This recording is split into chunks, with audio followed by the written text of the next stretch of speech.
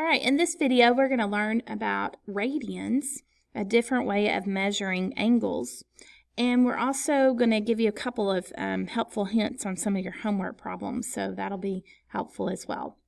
So it says in this animation we just looked at in the last part of our notes, the ratio of circumference to radius, which is equal to 2 pi. And so this ratio, circumference to radius, is a constant, meaning it is the same value every single time. It is not a variable. It is always equal to 2 pi, and 2 pi is a constant. Because all circles are similar, we know the ratio of the fraction of circumference, which we also know is called arc length, to the radius of a circle will always remain that same fraction of 2 pi. So the ratio of arc length to radius provides a useful way to express the measure of angles related to circles. So instead of using degrees, we can use this ratio. The fraction of the circle's circumference represented by an arc length is the same as the angle of rotation for an angle formed by a ray rotating about the circle's center. Such angles can be measured in degrees, as you have been doing in math, or they can be measured in radians, which simply means radius units. So we're going to be looking at a 90-degree rotation. Now you'll notice when I do this rotation that this ray right here will rotate counterclockwise, and that's because that's the natural progression around a coordinate plane. So you know when you name the quadrants of a coordinate, this is the first quadrant here where everything is positive, and then you go in a counterclockwise fashion naming the second, third, and fourth quadrant. So the natural progression around a coordinate plane or around a circle is counterclockwise. So we know when we make this 90-degree angle, 90 degrees is we know this 90 degrees is 1/4 of the circumference because 90 over 360, the full circle, is equal to 1/4. So this is, remember, called the arc length. This is our radius. So we're looking at that ratio of arc length to radius. So our arc length is 1/4 of the circumference, again, because 90 over 360 is 1/4. So we're going to replace arc length with 1/4 of the circumference.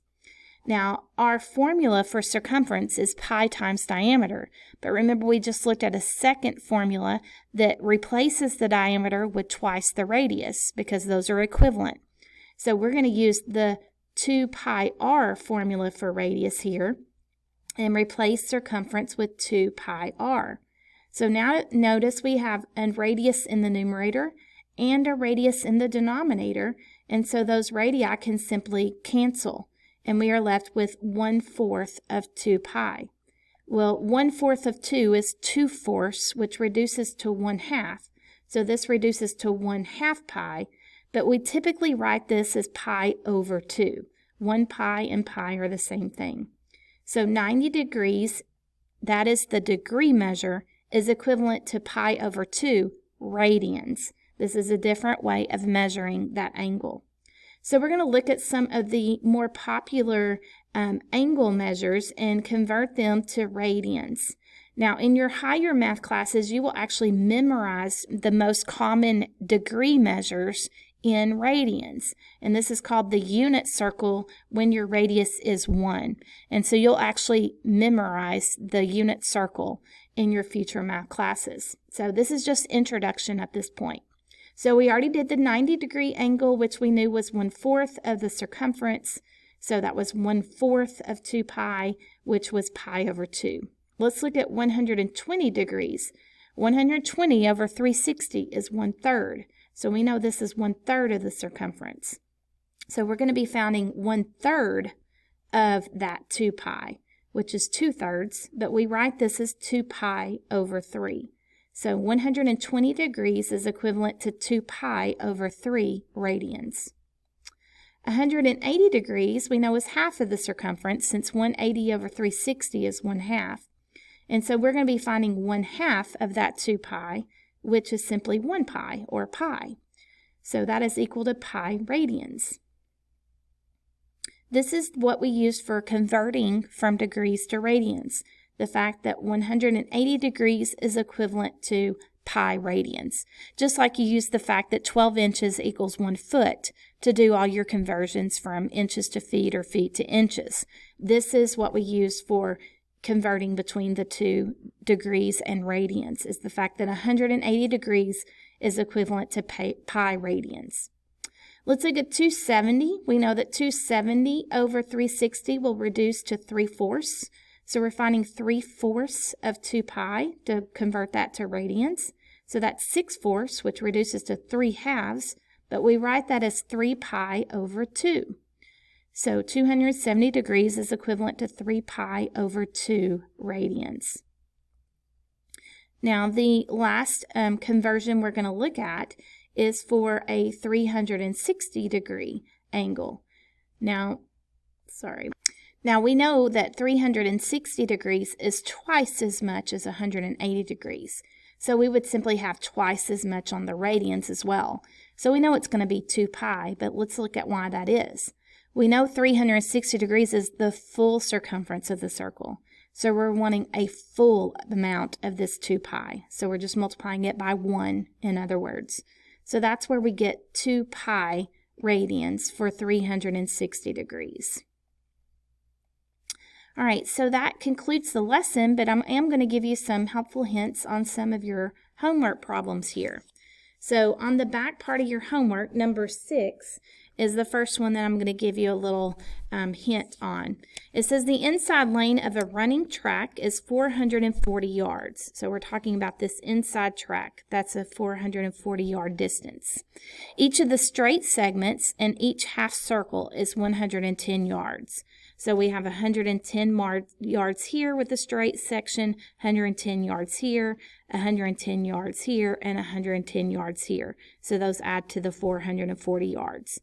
It wants to know how far apart are the 2 straight segments. So this is the part we're trying to find.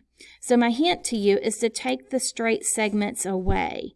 If you take the straight segments away and you put these 2 curves together, you make a circle. And so you're trying to find the distance between here and here, which is the diameter of the circle.